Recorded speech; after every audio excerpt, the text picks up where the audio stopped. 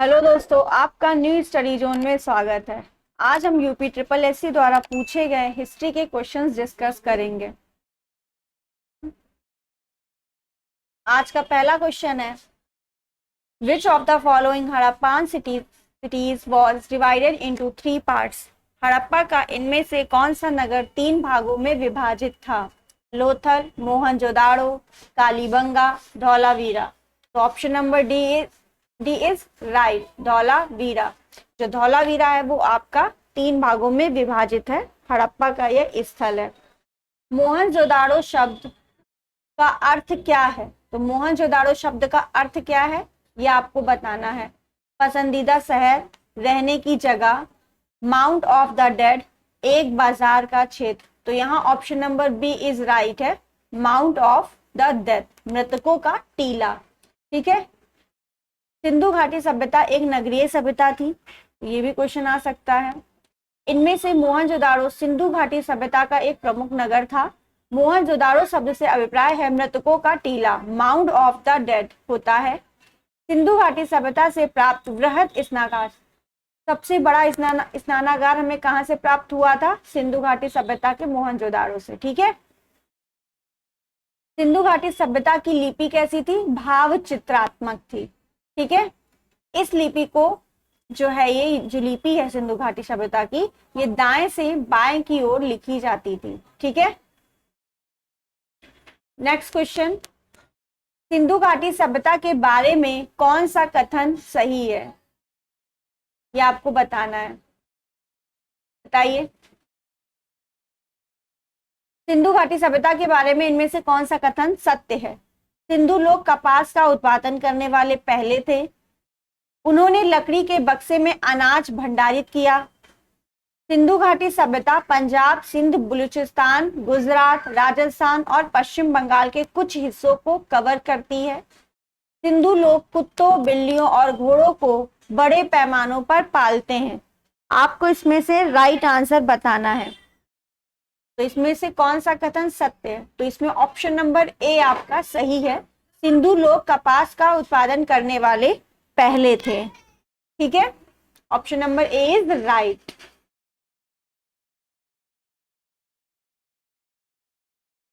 Next question, Harappa सभ्यता के एक हिस्से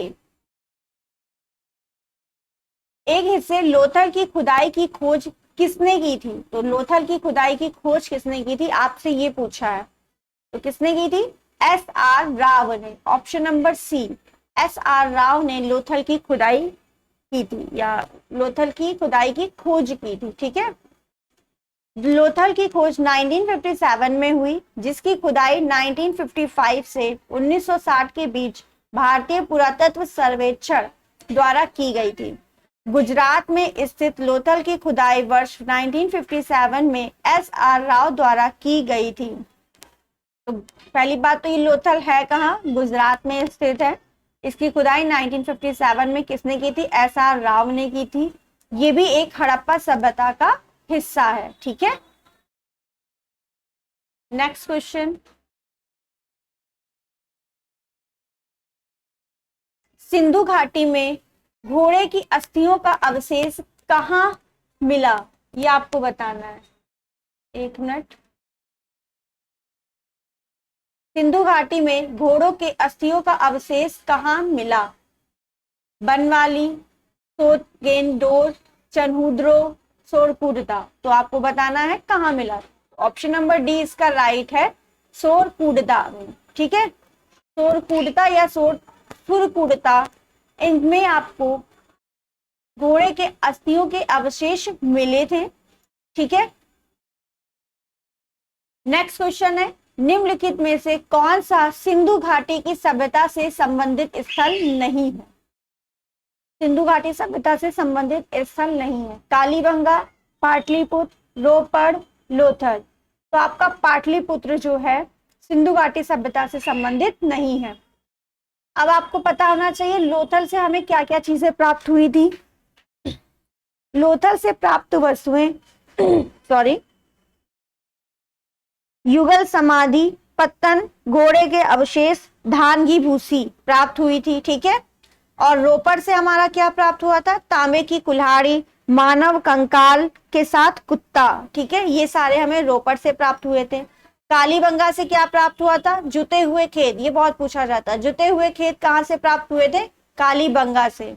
अग्निकुंड, ये सब आपके सिंधु प्रदेश से प्राप्त हुए थे। ठीक है,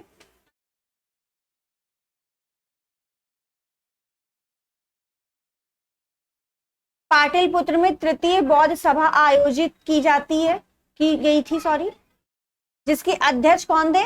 मोगली पुत्र तिस्म थे। ठीक है, जो पाटलिपुत्र आपका, वहां पे तृतीय बौद्ध सभा आयोजित की गई थी, जिसके अध्यक्ष मोगली पुत्र तिस्म थे, जो कि शासक अशोक से संबंधित है। ठीक है, अशोक के शासनकाल में ये हुआ था। ठीक है, नेक्स्ट क्वेश्चन, वैदिक सभ्यता से ये क्वेश्चंस आपके स्टार्ट हो गए हैं। पहला क्वेश्चन है, उपनयन समारोह से क्या तात्पर्य है? बच्चे को एक औपचारिक नाम दिया जाता है, बच्चे को सूर्य और चंद्र के औपचारिक दर्शन कराए जाते हैं, बच्चे को पवित्र जनेऊ धारण कराया जाता है, बच्चे का विवाह किया जाता है। तो बताना है आपको उपनयन संस्कार जो है समारोह से क्या तात्पर्य है। तो उपनयन समारोह में होता क्या है? बच्चे को पवित्र जनेऊ धारण कराया जाता है। ठीक है, option number C is right. उपनयन संस्कार को यज्ञोपवीत संस्कार के नाम से भी जानते हैं। तो इसका नया नाम क्या है, या इसको और किस नाम से जानते हैं?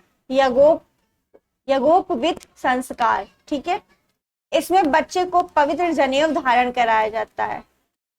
इस समारोह में होता क्या है? बच्चे को पवित्र जनेऊ धारण कराया जाता है। ठीक है, प्राचीन समय में आज के समय में इस संस्कार का स्वरूप बिल्कुल बदल चुका है, इससे आपको कोई मतलब नहीं है।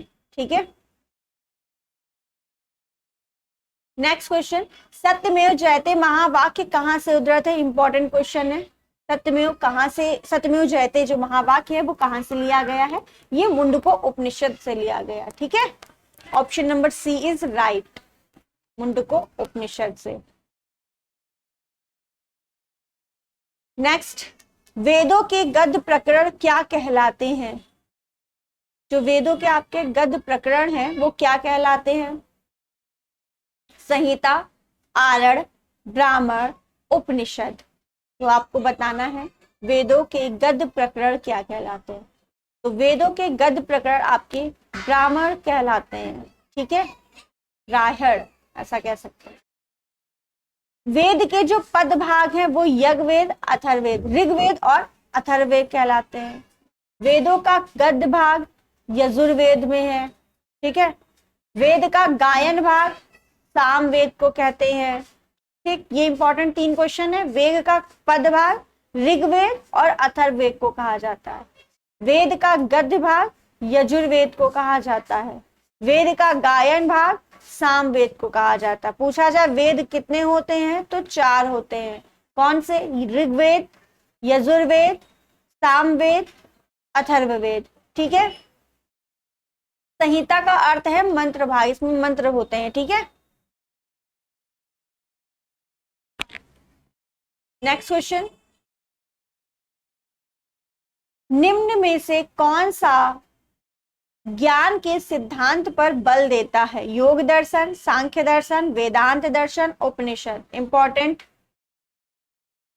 तो आपका कौन सा ज्ञान के सिद्धांत पर बल देता है? तो ऑप्शन है आपका राइट, उपनिषद।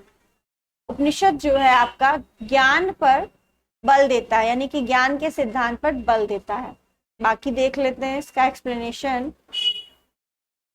उपनिषद हिंदू धर्म का महत्वपूर्ण श्रुति ग्रंथ है। ये वैदिक वाङ्मय के अभिन्न भाग हैं। इसमें परमेश्वर, परमात्मा, ब्रह्म और आत्मा के स्वभाव और संबंध का बहुत ही दार्शनिक और ज्ञानपूर्ण वर्णन किया गया है। सिंपल सा, ये सब आपके काम का नहीं है। ठीक है, ये संस्कृत से जुड़े हुए। 17वीं दशमी में दारा सिको ने उपनिषदों को फारसी अनुवाद सिरे अकबर नाम से किया। तो ये पूछा जाएगा उपनिषद का फारसी अनुवाद किसने किया? दारा शिको ने किया। ठीक है, उसका नाम क्या था? सिरे अकबर नाम से किया था, ठीक है, जो फारसी अनुवाद किया था इन्होंने उपनिषद का, दारासिको ने, उसका नाम क्या था? सिरे अकबर। ठीक है, ये इंपॉर्टेंट है। ज्ञान का सिद्धांत किसमें है? उपनिषद में है। नेक्स्ट,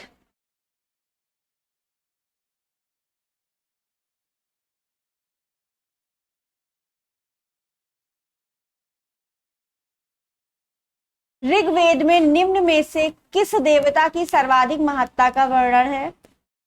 तो ऋग्वेद में आपका इंद्रदेव का सर्वाधिक महत्ता दी गई है, ठीक है, इंद्रदेव को। पूछा जाए आपसे, ऋग्वेद सबसे प्राचीनतम वेद कौन सा है? ऋग्वेद है। इसमें कितने सूक्त हैं? 1028 सूक्त हैं, ठीक है। रचनाएं कितनी है? 10,462। ऋग्वेद के पढ़ने वाले ऋषियों को होत्र कहते थे। जो ऋग्वेद को पढ़ने वाले ऋषि थे उनको क्या कहा जाता था? होत्र। इसमें सर्वाधिक वर्णन इंद्र का है, ठीक है, ये तो बता दिया गया। अब इसमें पूछा जाए, इंद्र के लिए 200 तथा अग्नि के लिए 250 और अग्नि के लिए 200 रचनाएं की रचना की गई है, ठीक है। तो सबसे ज्यादा इंद्र के बारे में बताया गया था, इसलिए option number B is right, ठीक है। नेक्स्ट क्वेश्चन,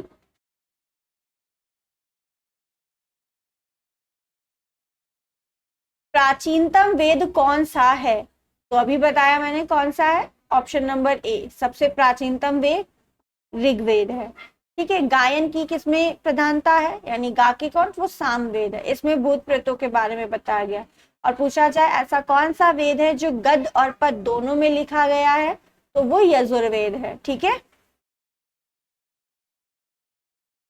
नेक्स्ट, निम्नलिखित में से किस भारतीय पुरातन ग्रंथ में अपराध और अपराधी का जिक्र आता है?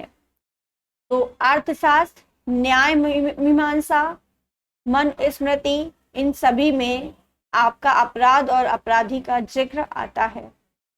नेक्स्ट, सतपथ ब्राह्मण और तैत्रीय ब्राह्मण डैश के ब्राह्मण मूल पाठ हैं। तो ये किसके हैं? यजुर्वेद के, ठीक है।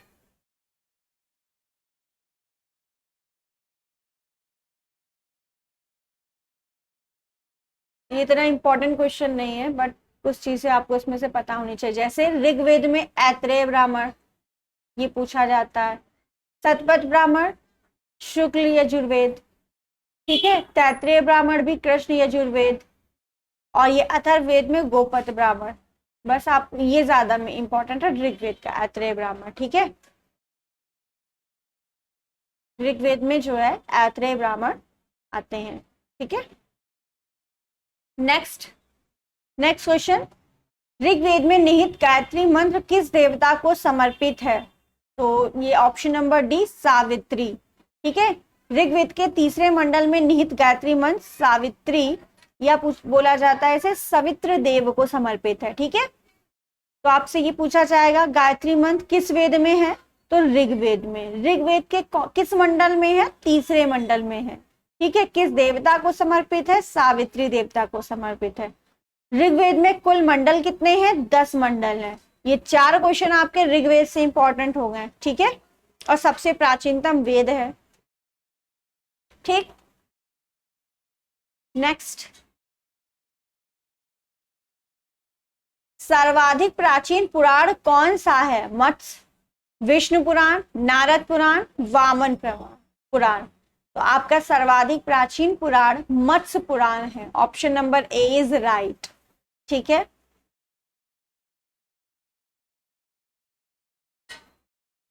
आपके जो 5 हैं टोटल, जिनमें से 5 आपके हैं, टोटल जो पुराणों की संख्या है वो 18 है, ठीक है।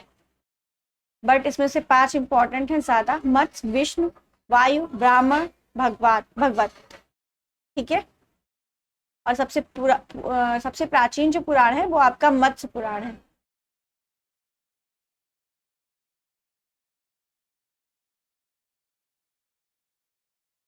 कोई क्वेश्चन छूट गया? हाँ, ये वाला ऑप्शन नंबर, क्वेश्चन नंबर 17, कौन सा उपवेद नहीं है? धनुर्वेद, अजुर्वेद, आयुर्वेद, शस्त्र शास्त्र, योग वेद। तो पूछा जा रहा है कौन सा उपवेद नहीं। तो पहले आपको ये पता होना चाहिए उपबोध होते होते कितने हैं और कौन कौन से हैं। ठीक है, तो आपके उपवेद जो हैं धनुर्वेद है, आयुर्वेद है, शस्त्र शास्त्र है, योग वेद कोई आपका उपवेद नहीं है। ठीक है, धनुर्वेद, यजुर्वेद का उपवेद, आयुर्वेद ऋग्वेद का उपवेद है। ठीक है, ये आप इतना याद करने की इसकी जरूरत नहीं है, बट इतना याद होना चाहिए धनुर्वेद, आयुर्वेद, शस्त्र शास्त्र ये सभी उपवेद हैं। ठीक है,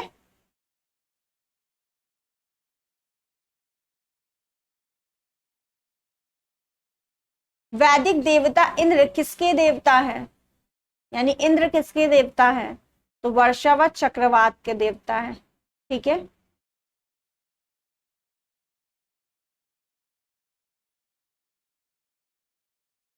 नेक्स्ट महाजनपद काल से क्वेश्चन है आपके जो आए हुए 2019 तक के इसमें क्वेश्चन है, और 20 में जो पेपर अभी पेपर हुआ था 21 में पेट का, उसके क्वेश्चंस मैं आपको अलग से कराऊंगी। राजा बिंबिसार के दरबार में उस प्रसिद्ध चिकित्सक का क्या नाम है जो भगवान बुद्ध के निजी चिकित्सक थे। तो यहाँ जीवक, उनका नाम क्या था, जीवक। बिंबिसार किस वंश के थे, ये पूछा जाता तो वो हर्यक वंश के संस्थापक थे। या ऐसे क्वेश्चन आता है हर्यक वंश का संस्थापक कौन था, तो बिंबिसार था। किस धर्म के अनुयायी थे, यानी किस धर्म को मानते थे, तो बौद्ध धर्म को वो मानते थे। ठीक है, कौन थे ये, इसके दरबार में प्रसिद्ध चिकित्सक जीवक रहते थे जिन्हें भगवान बुद्ध का निजी के चिकित्सक के रूप में उनकी सेवा के लिए भेजा गया था। तो जीवक जो है भगवान बुद्ध के निजी चिकित्सक थे। ठीक है, बिंबिसार के दरबार में थे ये। नेक्स्ट क्वेश्चन जैन व बौद्ध धर्म का है। गौतम बुद्ध ने डैश में धर्म चक्र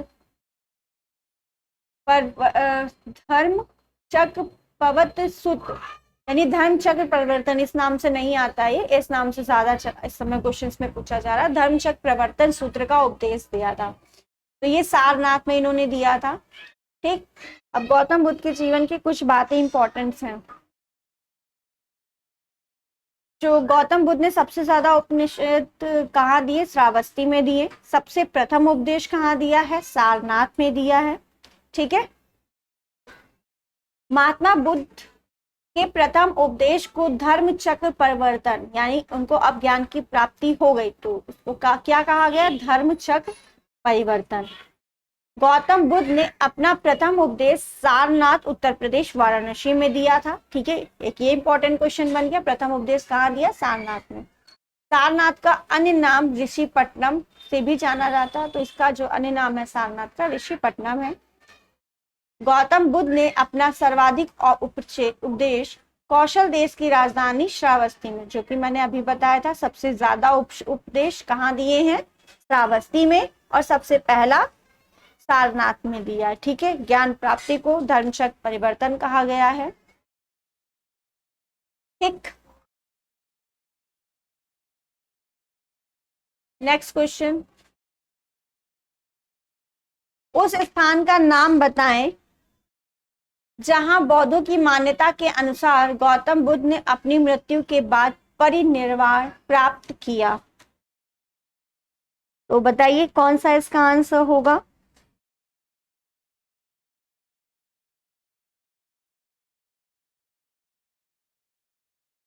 ठीक है, तो बौद्ध की जो मृत्यु थी उसे क्या कहा गया, महापरिनिर्वाण। ठीक है, महापरिनिर्वाण।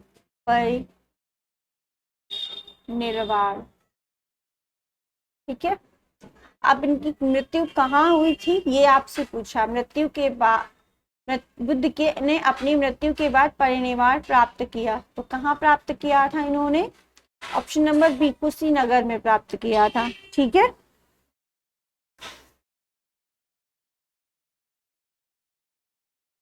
ठीक है,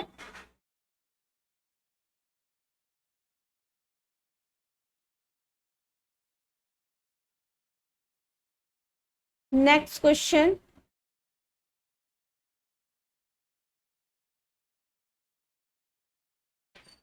बौद्ध धर्म के प्रवर्तक महात्मा बुद्ध की मृत्यु 80 वर्ष की अवस्था में 483 ईस्वी पूर्व में कुशीनगर में चुंद द्वारा अर्पित भोजन करने के बाद हो गई थी, जिसे बौद्ध धर्म में महापरिनिर्वाण कहा गया। ठीक है, तो बौद्ध की मृत्यु को क्या कहा गया? महापरिनिर्वाण। जब उनको ज्ञान की प्राप्ति हुई तो उसे क्या कहा गया? धर्म चक्र परिवर्तन। ठीक है, नेक्स्ट क्वेश्चन, पाली में बौद्ध ग्रंथों को आमतौर पर त्रिपिटक यानी थ्रीफोल्ड बास्केट कहा जाता है। इनमें से कौन सा त्रिपिटकों में से नहीं है? तो बौद्ध धर्म के 3 पिटक थे। ठीक है, इसे थ्रीफोल्ड बास्केट भी इंग्लिश में कहते हैं। तो पूछा जा रहा है कौन कौन से है और कौन सा इसमें से नहीं है। ठीक है, अभिधम पिटक, सुत्त पिटक, उपसाका पिटक, विनय पिटक।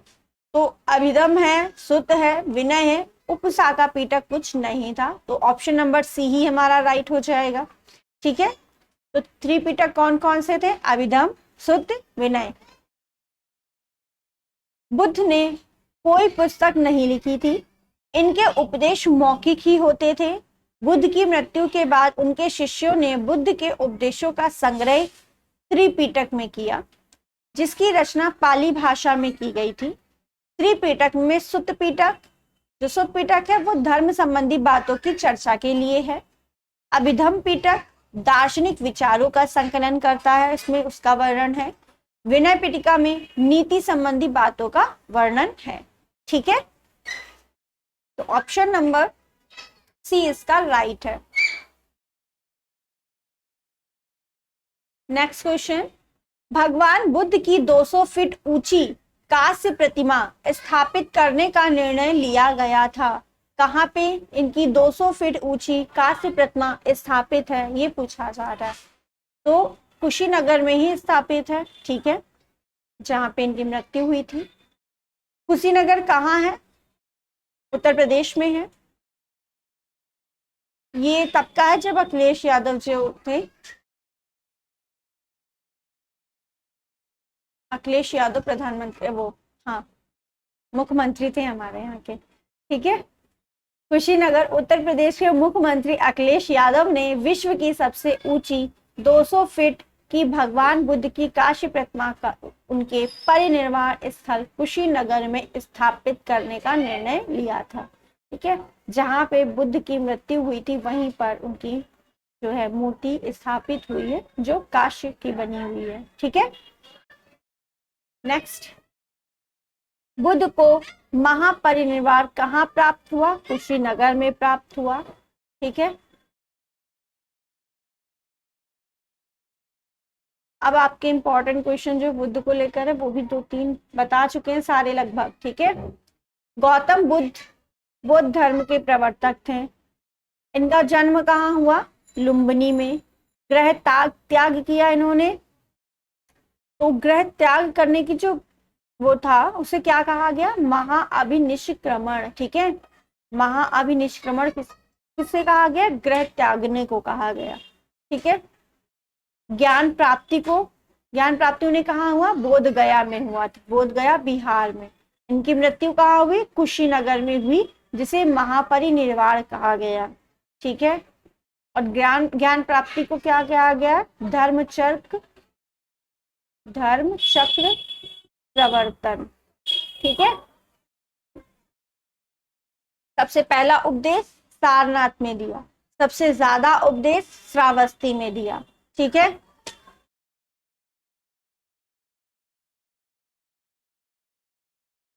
किस स्मारक से गौतम बुद्ध ने दुनिया के लिए बौद्ध धर्म के अपने दिव्य ज्ञान का प्रचार किया? हुमायूं का मकबरा, कुतुब मीनार, महाबोधि मंदिर समूह या लाल किला परिसर? तो ऑप्शन नंबर बी क्लियर है, महाबोधि मंदिर समूह। ठीक है, ये कहाँ पे है? बिहार में, गया जिले में स्थित है। ठीक है, किसने इसका निर्माण करवाया था? सम्राट अशोक ने करवाया था। ठीक है,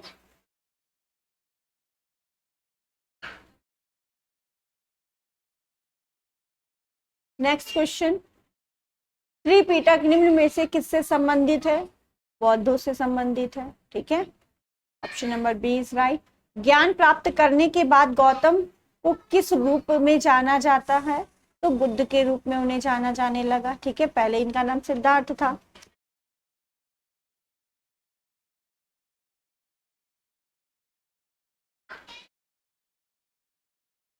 बौद्ध गया एक महत्वपूर्ण बौद्ध तीर्थ केंद्र क्यों है? क्योंकि गौतम बुद्ध यहाँ पैदा हुए थे, क्योंकि गौतम बुद्ध ने यहाँ ज्ञान प्राप्त किया था बौद्ध गया में, क्योंकि गौतम बुद्ध ने ज्ञान प्राप्त करने के बाद यहाँ अपना पहला उपदेश दिया? नहीं। क्योंकि गौतम बुद्ध ने यहाँ निर्वाण प्राप्त किया? जी नहीं। ये पैदा कहाँ हुए थे? लुम्बिनी में। इन्हें ज्ञान कहाँ प्राप्त हुआ था? बोध गया में।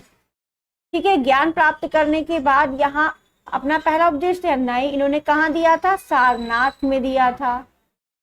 ठीक, गौतम बुद्ध का निर्वाण यानी महापरिनिर्वाण, मृत्यु इनकी कहाँ हुई थी? कुशीनगर में हुई थी। तो आपने इतना सारा पढ़ लिया कि इसमें से आंसर अपने आप बता सकते हैं। Option number B is right, ज्ञान की प्राप्ति हुई थी। ठीक, तो इन्हें जो ज्ञान की प्राप्ति थी वो किस अवस्था में हुई थी? 35 वर्ष की आयु में वैशाख पूर्णिमा की रात निरंजना नदी, नदी कौन सी थी? निरंजना नदी के किनारे गौतम बुद्ध को पीपल वृक्ष के नीचे ज्ञान की प्राप्ति हुई। यह स्थान बौद्ध गया कहलाया। ठीक है, वृक्ष पूछा जाए किस वृक्ष के नीचे बुद्ध को प्राप्ति हुई थी? तो पीपल वृक्ष के नीचे। ठीक है,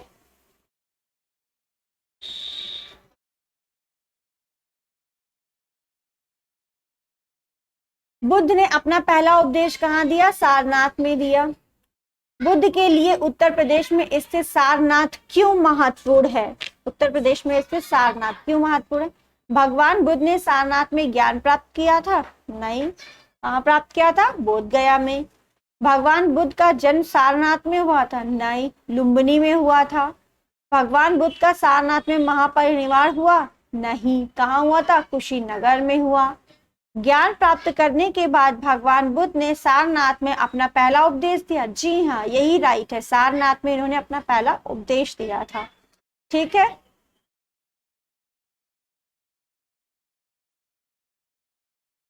नेक्स्ट क्वेश्चन।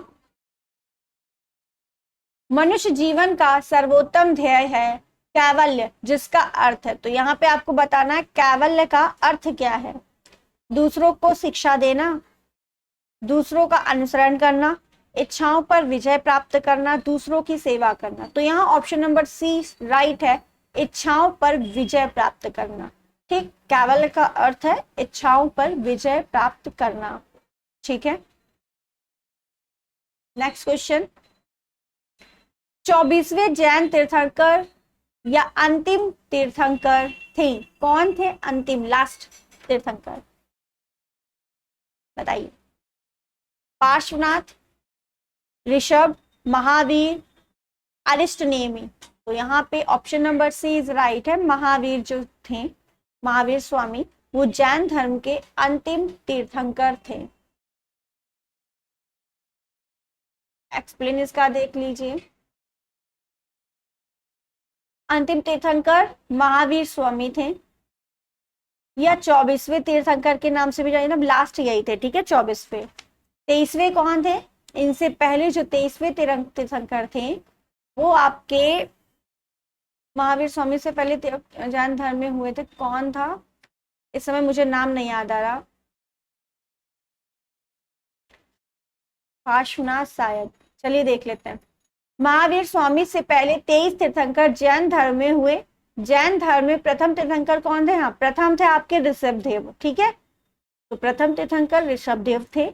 महावीर स्वामी ज्ञान प्राप्ति के बाद महावीर कहलाए। इसका अर्थ है अपनी साधना में अतुल्य पराक्रम दिखाना। 23वें तीर्थंकर कौन थे? पार्श्वनाथ थे। ठीक है, इन्होंने 4 महाव्रत दिए थे। कौन कौन सा है पूछा जाएगा। 23वें तीर्थंकर पार्श्वनाथ ने 4 महाव्रत कौन से दिया? सत्य, अहिंसा, असत्य, अपरिग्रह। ठीक है, तो 23वें तीर्थंकर के 4 महाव्रत सत्य, अहिंसा, असत्य, अपरिग्रह। ठीक है, फिर बाद में जब 24वें तीर्थंकर महावीर स्वामी आए थे इन्होंने एक और महाव्रत बढ़ा दिया था, कौन सा था? तो ब्रह्मचर्य। ठीक, डायरेक्ट पूछा जाएगा। तो कितने हो गए टोटल? 5 हो गए महाव्रत, जिसमें से पार्श्वनाथ ने 4 दिए थे, सत्य, अहिंसा, आस्तेय, अपरिग्रह। 5वां महावीर स्वामी ने दिया था। ठीक है, नेक्स्ट क्वेश्चन। पहले जैन तीर्थंकर कौन थे? तो अभी बताया, ऋषभदेव आपके पहले थे, महावीर 23वें थे, ठीक है, और पार्श्वनाथ 24वें थे। उल्टा हो गया, ऋषभदेव आपके पहले थे, एक बार फिर से सुन लीजिए, महावीर आपके 24वें थे, और पार्श्वनाथ जो थे वो आपके 23वें थे। ठीक,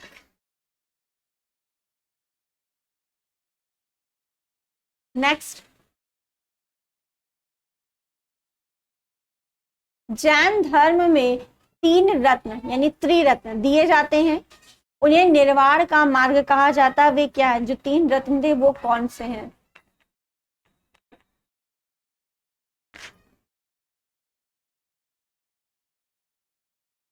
तो 3 रत्न आपका विश्वास, ज्ञान और आचरण, ये 3 आपके रत्न हैं जैन धर्म के। ठीक है, जैन धर्म के त्रिरत्न विश्वास, ज्ञान, आचरण। ठीक, ये इस नाम से नहीं होते हैं, ठीक है, बुक में लिखा होता है 3 जो दर्शन है, त्रिरत्न है, वो है आपके सम्यक ज्ञान, सम्यक दर्शन और सम्यक आचरण। तो सम्यक का मतलब होता है सही, दर्शन मतलब विश्वास, सही विश्वास, सम्यक ज्ञान मतलब सही ज्ञान, सम्यक आचरण मतलब सही आचरण। ये 3 रत्न हैं जैन धर्म के। ठीक है, और एक और बात पूछी जाती है, महावीर स्वामी जी जो हैं पुनर्जन्म एवं कर्मवाद में विश्वास रखते हैं। ठीक है, पुनर्जन्म और कर्मवाद में विश्वास महावीर स्वामी जी रखते हैं, ईश्वर को नहीं मानते हैं। ठीक है, कर्म पे विश्वास करते हैं, जैसा कर्म करोगे वैसा ही होगा। नेक्स्ट, अब आपके ये बौद्ध धर्म के क्वेश्चन खत्म हुए। मौर्य एवं मौर्योत्तर साम्राज्य यानी मौर्य साम्राज्य के क्वेश्चन हैं आपके जो आए हुए हैं। अशोक का सिंह चतुर्भुज स्तंभ शीर्ष डैश में एक स्तंभ पर है? कन्नौज, संभल, गौतम बुद्ध नगर, सारनाथ। तो कहां पर है? सारनाथ। ठीक है, अशोक का सिंह चतुर्भुज स्तंभ शीर्ष सारनाथ से लिया गया है। इस स्तंभ में 4 सिंह पीठ से पीठ सटाए खड़े हैं। इसे ही भारत सरकार ने राष्ट्रीय चिन्ह के रूप में स्वीकार किया है। तो भारत का राष्ट्रीय चिन्ह तो सभी को पता होगा, ठीक है, सिंह चतुर्भुज है जो कि सारनाथ से लिया गया है। नेक्स्ट क्वेश्चन,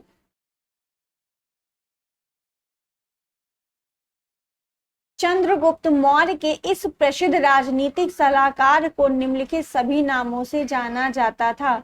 इसके अलावा चाणक्य थे, ठीक है, राजनीतिक सलाहकार, चाणक्य भी कहते हैं, कौटिल्य भी उन्हीं को कहते हैं, विष्णुगुप्त भी उन्हीं को कहा जाता है, समुद्रगुप्त ये गुप्त वंश के शासक थे। ठीक है,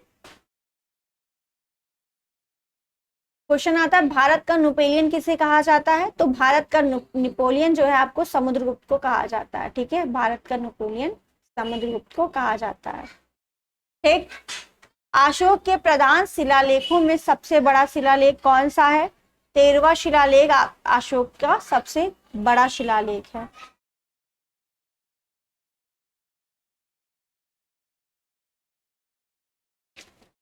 नेक्स्ट,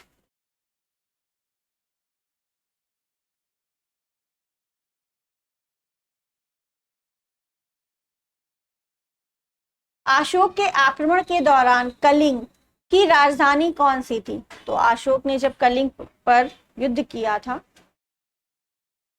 पता होगा 261 ईस्वी में उन्होंने कलिंग पर विजय प्राप्त की थी। ठीक है, तो पूछा जा रहा है अशोक के आक्रमण के दौरान जो कलिंग की राजधानी थी वो कौन सी थी? तो तोशली। ठीक है, अशोक के आक्रमण के दौरान राजधानी तोशली थी। अशोक ने अपने राज्याभिषेक के 8वें वर्ष बाद यानी 9वें वर्ष 261 ईस्वी पूर्व में कलिंग की विजय की। इसका उल्लेख 13वें शिलालेख में मिलता है। तो कलिंग की विजय का वर्णन कहाँ है? 13वें अभिलेख में या शिलालेख में है। ठीक है। इसी युद्ध के बाद अशोक ने दम विजय की नीति अपनाई थी। नेक्स्ट क्वेश्चन है, देव नाम प्रिय नामक किसे दिया गया? तो किसे दिया गया था? अशोक को देव नाम प्रिय नाम दिया गया। Option number B is right. Next, निम्नलिखित किनके बीच तक्षशिला शहर स्थित है? सिंधु और झेलम, झेलम और चेनाब, और एक मिनट ऑप्शन दिखा रहे हैं आपको, चेनाब और रावी, रावी और व्यास। तो आपको बताना है कहाँ स्थित है। तो आपका जो तक्षशिला शहर है वो सिंधु और झेलम नदी पर स्थित है। ठीक है, option number A is right है इसका। तक्षशिला पाकिस्तान के रावलपिंडी जिले में स्थित है। तक्षशिला प्राचीन काल में गंधार राज्य की राजधानी थी। रामायण के अनुसार भरत ने अपने पुत्र तक्ष के नाम पर तक्षशिला रखा था। ठीक है, तक्षशिला विश्वविद्यालय जो है वो तक्षशिला में ही स्थित है। ठीक, नेक्स्ट क्वेश्चन, सम्राट अशोक का, एक मिनट, सम्राट अशोक का कौन सा शिलालेख कलिंग पर उनके विजय का वर्णन करता है? तो अभी बताया था 13वां शिलालेख है। ठीक है,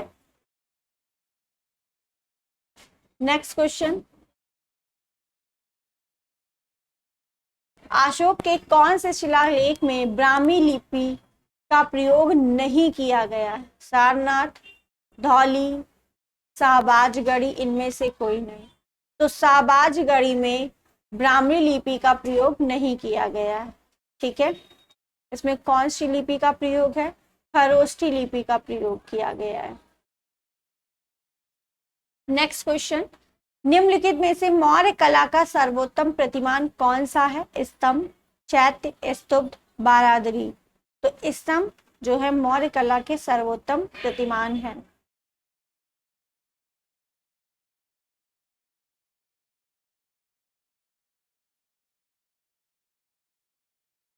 नेक्स्ट क्वेश्चन आपका, निम्नलिखित में से कौन सा अशोक के साम्राज्याधीन नहीं था? मतलब साम्राज्य के अधीन नहीं था। कश्मीर, कर्नाटक, गुज्जर, कामरूप। तो कामरूप जो है आपका ये अशोक के साम्राज्य अधीन नहीं था। ठीक है, option number D is right. जो कामरूप है वो किसका पुराना नाम है? असम का पुराना नाम जो है कामरूप है। ये अशोक के साम्राज्य के अधीन नहीं था।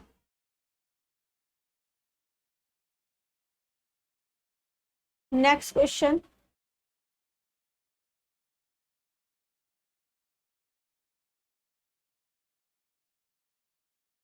बृहदसाची स्तूप किस काल से संबंधित है? तो बृहदसाची स्तूप मौर्य काल से संबंधित है। ठीक है, योग दर्शन के प्रवर्तक कौन है? तो योग दर्शन के प्रवर्तक महर्षि पतंजलि हैं। ठीक है, योग दर्शन के प्रवर्तक महर्षि पतंजलि। महर्षि पतंजलि के लिखे गए 3 ग्रंथ हैं, योग सूत्र, महाभाष्य, आयुर्वेद का ग्रंथ। ये इंपॉर्टेंट है, महर्षि पतंजलि द्वारा लिखे गए ग्रंथ योग सूत्र, महाभाष्य, आयुर्वेद पर ग्रंथ।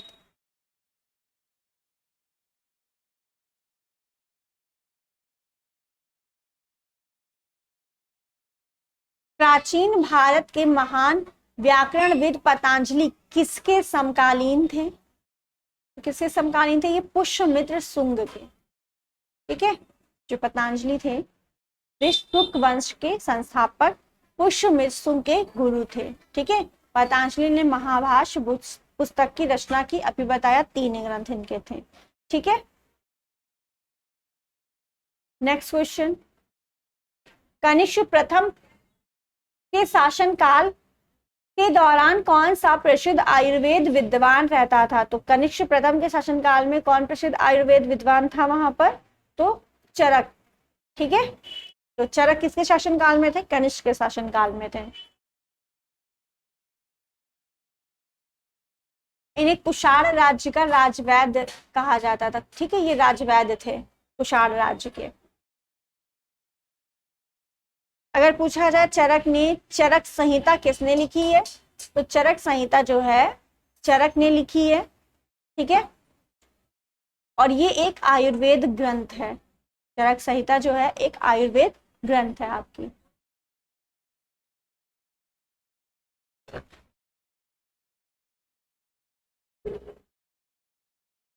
नेक्स्ट क्वेश्चन, कुषाण मूलतः कहाँ के निवासी थे?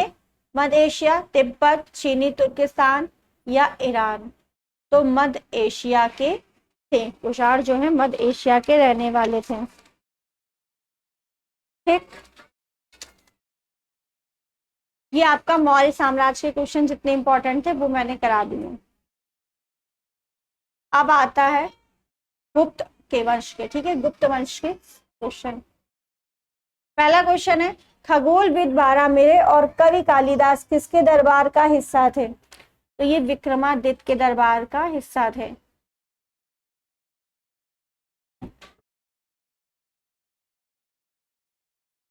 नेक्स्ट,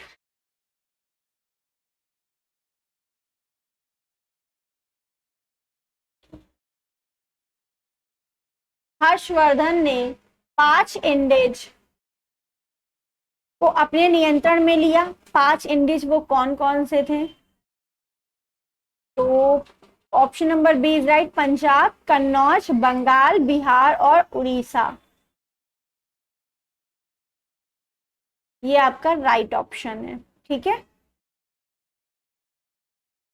जो हर्षवर्धन है वो किस वंश के थे? पुष्यभूति वंश के महान राजा थे ये। 5 इंडीज को इन्होंने अपने नियंत्रण में किया। कौन कौन से थे? पंजाब, कन्नौज, बंगाल, बिहार, उड़ीसा। नेक्स्ट क्वेश्चन, विक्रम संवत प्रारंभ होता है, इंपॉर्टेंट क्वेश्चन, 57 ईसा पूर्व। ठीक है, विक्रम संवत प्रारंभ हुआ 57 ईसा पूर्व। यहां से ये क्वेश्चन आता है, विक्रम संवत 57 ईसा पूर्व विक्रमादित्य के नाम पे, शक संवत 78 ईसा पूर्व, हिजरी संवत 622। प्रेरता कौन थे? मोहम्मद साहब।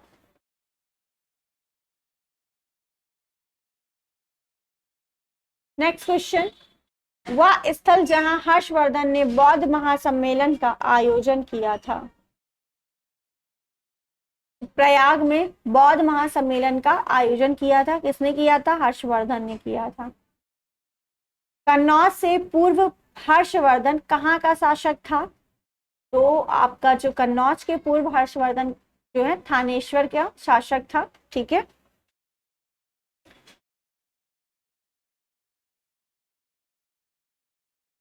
हर्षवर्धन अंतिम हिंदू सम्राट था जिसने समस्त उत्तरी भारत पर विजय किया। 606 में थानेश्वर के सिंहासन पर बैठा था और बाद में कन्नौज को अपनी राजधानी बनाया इसने। ठीक है, तो कन्नौज जो है हर्षवर्धन ने बाद में बनाया था, उससे पहले वो थानेश्वर का राजा था। इसकी पूरी स्टोरी है कैसे बना।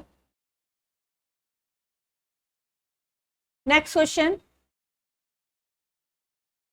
गुप्त काल की प्रसिद्ध महिला शासक कौन थी? कुबेरंगा, राजश्री, प्रभावती गुप्ता, कुमार देवी। तो गुप्त वर्ष काल की प्रसिद्ध महिला शासक जो है प्रभावती गुप्ता थी। ठीक है,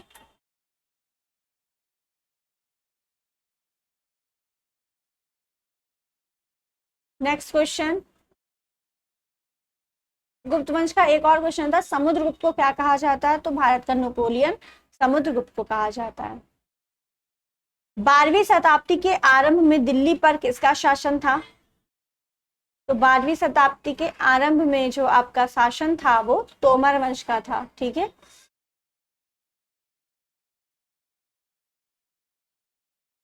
नेक्स्ट क्वेश्चन, जयचंद्र के विश्वासघात के कारण पृथ्वीराज चौहान की पराजय हुई। कालांतर में जयचंद्र कहाँ और कब मारा गया? तराइन का जो प्रथम युद्ध था उसमें तराइन का द्वितीय युद्ध 1192 में हुआ था। प्रथम युद्ध कब हुआ था? 1191 में। चंद्रावर का युद्ध, कन्नौज का युद्ध, या उपयुक्त में से कोई नहीं। तो जयचंद्र जो है चंद्रावर के युद्ध में मारा गया था। ठीक है, 1193 या 1194 में भी हुआ था। ठीक है,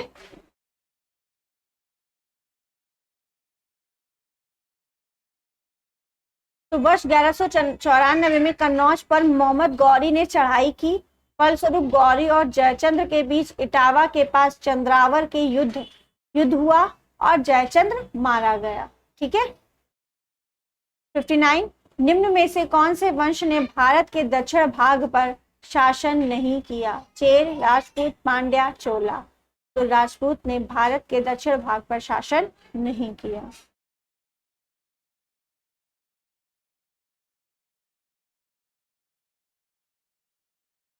नेक्स्ट क्वेश्चन, पाल साम्राज्य भारत के किस हिस्से से संबंधित है? तो पूर्वी हिस्से से संबंधित है। ठीक है, पाल वंश का पहला शासक कौन था? गोपाल। पाल वंश का संस्थापक या पाल वंश का पहला शासक गोपाल था।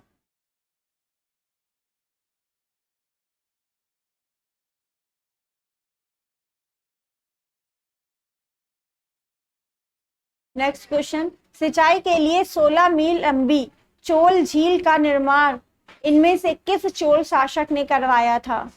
तो राजेंद्र प्रथम ने चोल झील का निर्माण करवाया। ठीक है, कौन सा साहित्य संगम साहित्य के रूप में प्रसिद्ध है? तमिल साहित्य जो साहित्य संगम में के रूप में प्रसिद्ध है।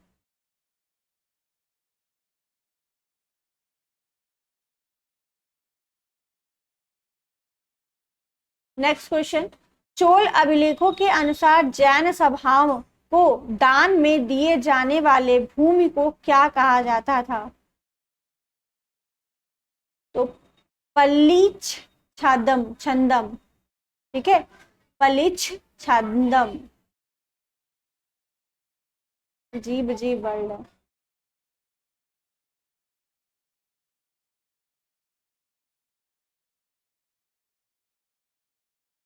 इंपॉर्टेंट क्वेश्चन, अभिज्ञान शकुंतलम किताब के लेखक कौन है? कालिदास। अष्टाध्यायी किसने लिखी है? अष्टाध्यायी पाणिनि ने। रामायण किसने लिखी? वाल्मीकि ने। महाभारत वेद व्यास। महाभाष्य पतंजलि ने। अभिज्ञान शकुंतलम कालिदास ने। रघुवंशम कालिदास ने। Panchatantra Vishnu Sharma. Most important books है ये। कामसूत्र वात्सायन ने। सूर्य सिद्धांत आर्यभट्ट ने। बुद्ध चरित अश्वघोष ने। पृथ्वीराज रासो चंद्रवरदाई ने। गीत गोविंद जयदेव ने लिखी। ठीक है, ये सारी इंपॉर्टेंट हैं, एक ना एक इसमें से आ ही जाती है।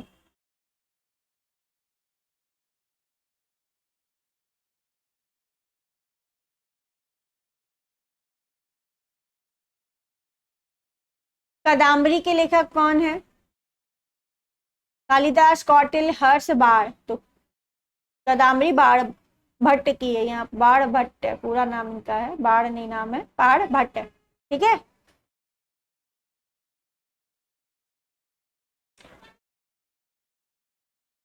कादम्बरी जो है बाण भट्ट की और हर्षचरित भी बाण भट्ट की ही रचना है। विशाखा दत्त द्वारा लिखित मुद्रा राक्षस कौन सी भाषा में लिखा गया है? तो पूछा जाता मुद्रा राक्षस जो है वो किसने लिखी है? तो विशाखा दत्त ने लिखी। एक ये क्वेश्चन है, किस भाषा में है ये? संस्कृत भाषा में है।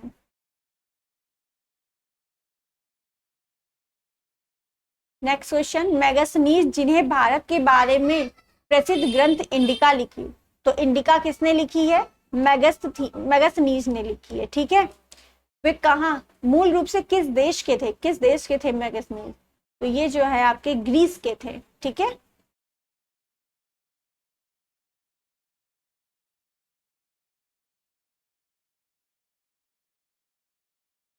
खजुराहो समूह के प्रसिद्ध स्मारक किस राज्य में है? तो खजुराहो जो है आपका मध्य प्रदेश में है। ठीक है, और खजुराहो का जो मंदिर था चलिए इसकी पहले व्याख्या देख लेते हैं। खजुराहो समूह के प्रसिद्ध स्मारक मध्य प्रदेश राज्य में छतरपुर जिले में स्थित है। खजुराहो के मंदिर का निर्माण 900 ईसा पूर्व से 1130 ईसा पूर्व के चंदेल राजाओं द्वारा करवाया गया था। तो पूछा जाता है खजुराहो के मंदिर का निर्माण किसने करवाया, तो चंदेल राजाओं ने कराया था। यहाँ के मंदिर में कंदरिया महादेव का मंदिर सर्वोत्तम है। तो कंदरिया महादेव का मंदिर कहाँ है, मध्य प्रदेश में ही है। ठीक है, नेक्स्ट क्वेश्चन। मंदिर एलोरा महाराष्ट्र में स्थित एक प्राचीन हिंदू मंदिर है जो चट्टानों को काटकर बनाए गए सबसे बड़े मंदिरों में से एक है। पातालेश्वर, दूधनाथ, कैलाश भैरव। तो कैलाश। ठीक है, एलोरा का गुफाएं कहाँ पर स्थित हैं, या एलोरा मंदिर तो महाराष्ट्र में स्थित है जो चट्टानों को काटकर बनाए गए हैं, जैसे कि कैलाशनाथ जो मंदिर है वो। ठीक है, और किसने करवाया था, तो राष्ट्र कुशासक राजा कृष्ण प्रथम ने करवाया था निर्माण एलोरा की गुफाओं का। Next question. मथुरा कला स्कूल कब अपने शिखर पर पहुंचा, तो कुषाण काल में पहुंचा अपने शिखर पर। भारत में नवपाषाण काल गुफा चित्रकारी कहाँ मिलती है, भीमबेटका में। इंपॉर्टेंट क्वेश्चन, नवपाषाण काल गुफा चित्रकारी जो है भीमबेटका में मिलती है।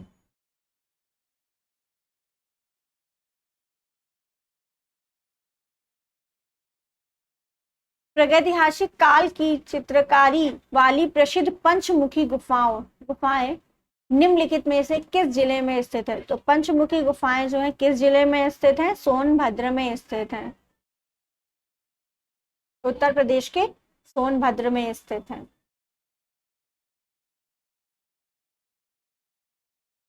यहाँ से आपकी मेडिवल हिस्ट्री स्टार्ट होती है। तो हमने आज सिर्फ और सिर्फ एंशियंट जो हिस्ट्री थी उसके जितने इंपॉर्टेंट क्वेश्चन थे वो कर लिए हैं जो यूपी ट्रिपल एससी द्वारा आए हुए हैं। बाकी एक्स्ट्रा क्वेश्चन भी आपको कराए जाएंगे। वीडियो अच्छी लगी है तो लाइक करिए, शेयर करिए, चैनल पे नए हैं तो सब्सक्राइब जरूर करिए। Thank you.